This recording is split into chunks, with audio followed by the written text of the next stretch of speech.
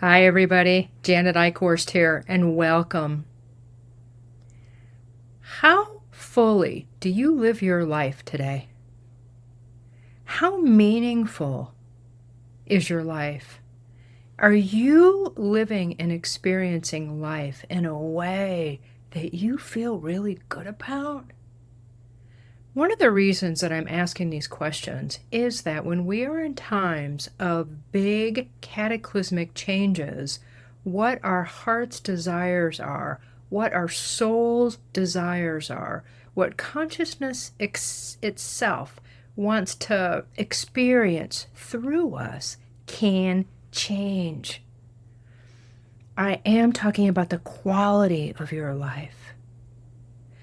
So let's just take a moment here together and breathe and just check out.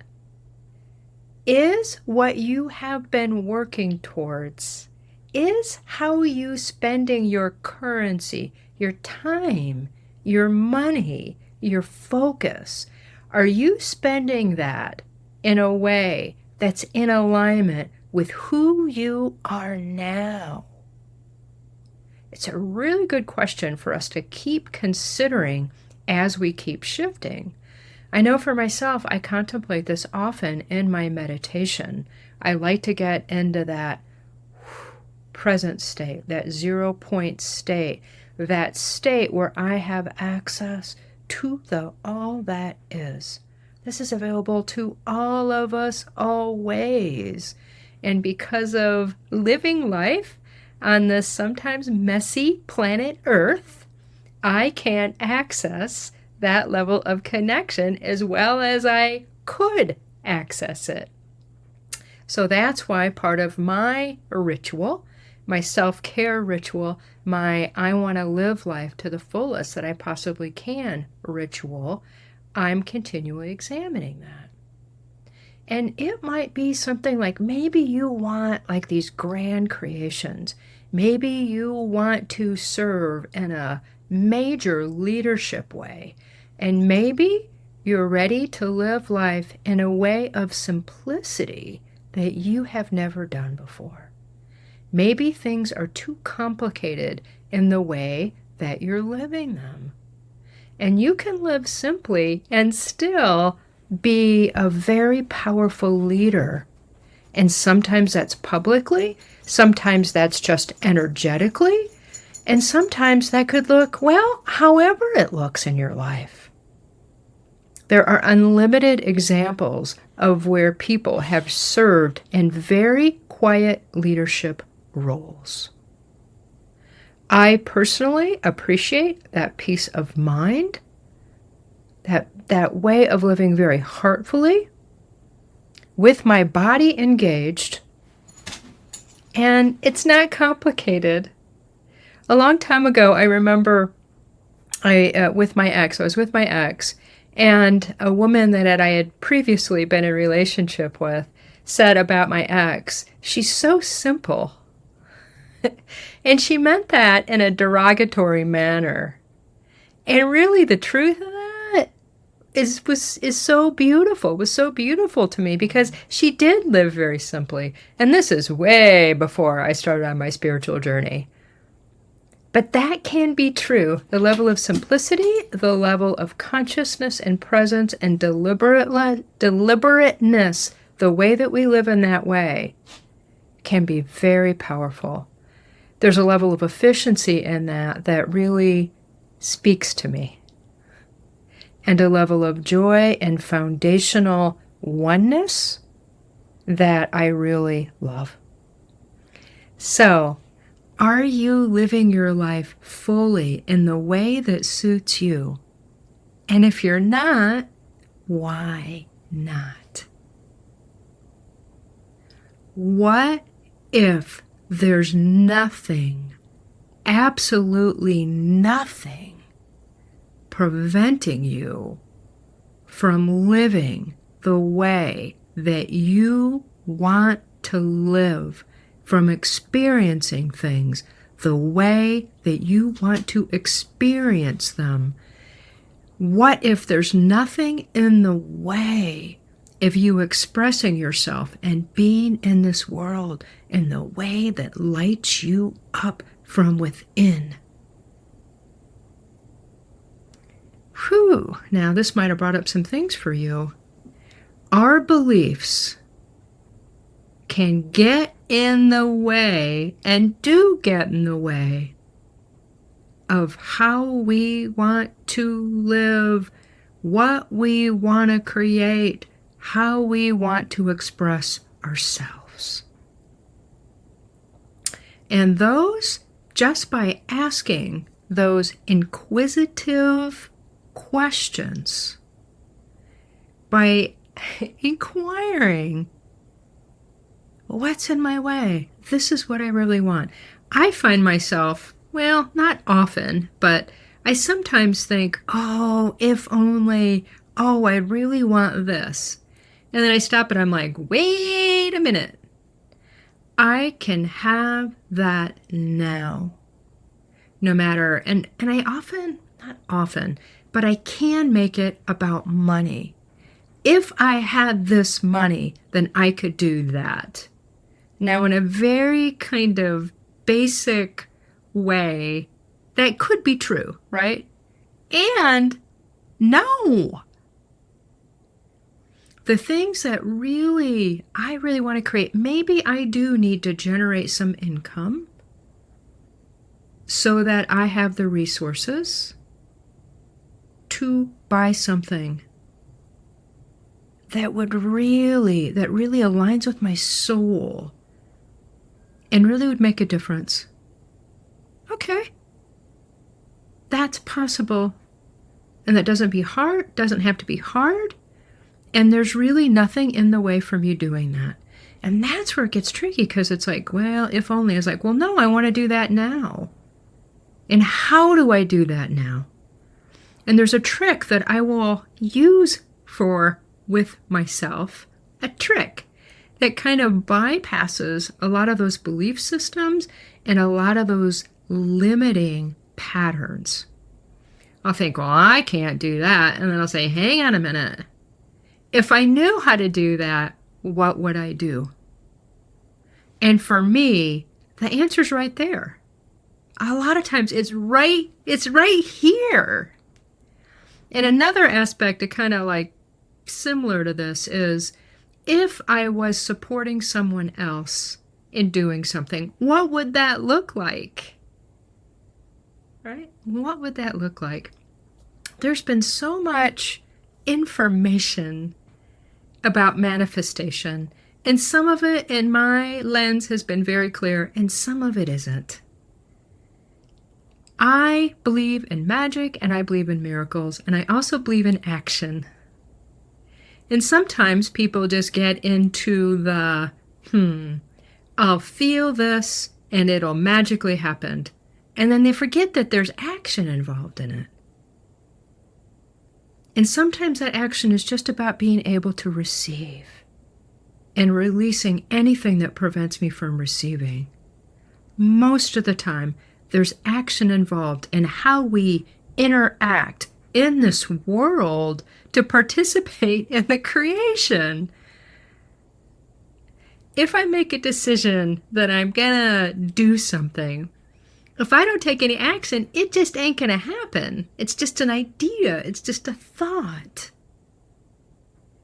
So there's a level of alignment with what kind of field I'm holding, what the energetics I'm holding, with my beliefs, and with my action. And with whether or not I can receive in a hopefully pure way, right? Not conditionally.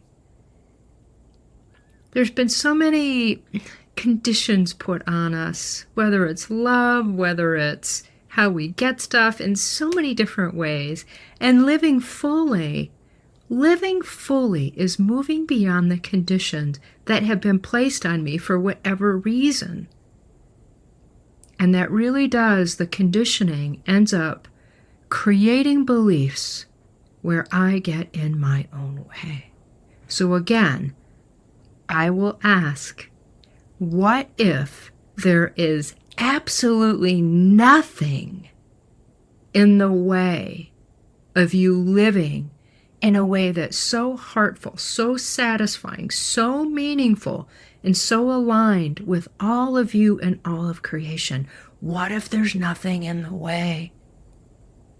If anything shows up for you, that's where your work is. That's where the efforting is. And it doesn't have to be hard.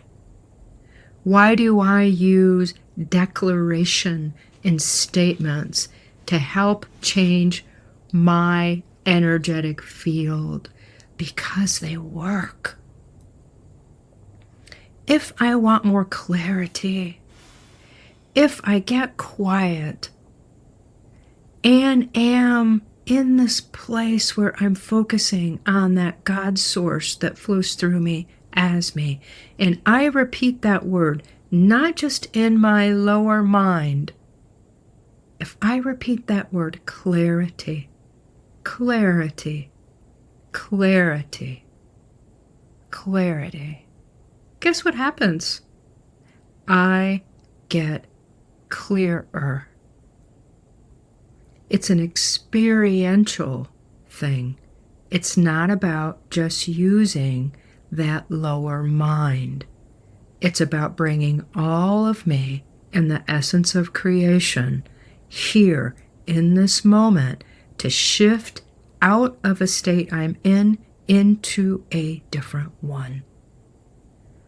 I know all of you that are listening or watching this have an experience of this. This isn't new. This is a reminder and an opportunity for you right now, in this moment, to increase the quality and the meaningfulness of your existence.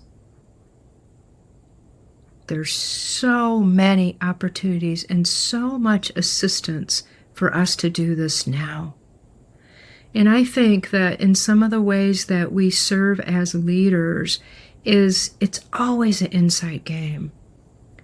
So we are showing, demonstrating in our lives how we can allow that magic and that freshness and that newness that's here to create in innovative ways. We are so uniquely created to do things in a way that others don't. And the conditioning here on planet Earth has been about reducing our ability to create. And I know many of you have transcended so many different layers of this. And now, in this level of our creation, of your personal evolution, there's an opportunity for you to check out if the way you're living, what you're doing, how you're spending your currency, if that's still in alignment, to work with these energetics in new ways, to have greater access to your potentiality. Oh, I can feel it. It's so strong right now and so beautiful. And we do have a ripple effect on everybody here. Everybody. Just take a few breaths here. And see, again, if you can increase your ability to receive and give from that pure place that you are, that pure consciousness. I wanted to say a few more things about the what if game. I've been using this for a long time, and it seems to be relevant right now. There's so much information, and that's around, right? Regardless of how you get it, whether it's wherever, I won't even get into it, even if it's something that people are saying. And it really is a good idea to always consider whether it's true or not. Right? So, what if our discernment mechanisms are so developed that we know internally whether something is true or not, whether it's relevant to us or not, and whether or not we need to take some action in response to it. Creating fear in people has become a perfected game for a lot of institutions. If we think we are living in lack, then we really do become better consumers. And personally, I'm happy to buy things when it's appropriate. I don't like it when somebody tries to convince me, and they do convince me, that I need something that I don't really need. I don't like that at all. So what if my discernment mechanisms are so clear that I don't fall into those mechanisms, those ways where I get affected negatively? What if my clarity, my strength, the force field of who I am is so strong that I don't get bounced around? I had this vision yesterday of a client, like literally getting bounced around. Like she's here and all this energetic stuff, whatever it is, and she's like getting bounced around like this, right? Like, woo, woo, woo. That's a hard place to live in, right? We like it when we can be here, grounded, clear, in our personal essence, and we don't get bounced around, whether it's an impulse to do something that we don't really need to do, whether it's getting upset about something that we really don't need to get upset about because it serves no purpose. There are those times where I get deeply disturbed by things, and that can be an impetus to positive action. It can be the catalyst for me to do something that is soul aligned. Excellent. I want us all to take those pure catalysts and use them in good ways. And that is how we serve here, how we interact with everything here in positive ways. Sometimes, I've used this metaphor before, we get handed the baton and it's our job to run like hell, right? Sometimes things are exclusively my job. And I laugh sometimes because, I don't know, I'll have some interaction with somebody. And recently this happened. I got this knowing, and I was talking to somebody, and I was like, they need an advocate. And I was like, oh, that's me. Like, I'm the one that I got handed the baton to show up with this person in this particular way to help them. And there was a part of me that was like, really? Do I have to? You know? And those are those ways that I kind of, those ideas to like not live fully come up. Really? What if I don't want to? You know? It's where kind of those fear mechanisms, or I don't even know what you want to call them, prevent me from living fully. And in the moment, I saw all that and got all that and said, okay, I will offer. And I happily supported this person in this way that had come up as a really good thing. And it was helpful for this particular person. And I'm glad. You know, deep down inside, I really do care about people. I really care about everybody. And it is not my assignment to help everybody. And when it is in alignment for whatever reason, I want to show up. And I want to show up in every area of my life. So, what if there's nothing in your way to do, to be, to live fully? So much love to you. Infinite blessings. And please share this with anybody that you think may be supported by it. Till next time, much love. Bye for now.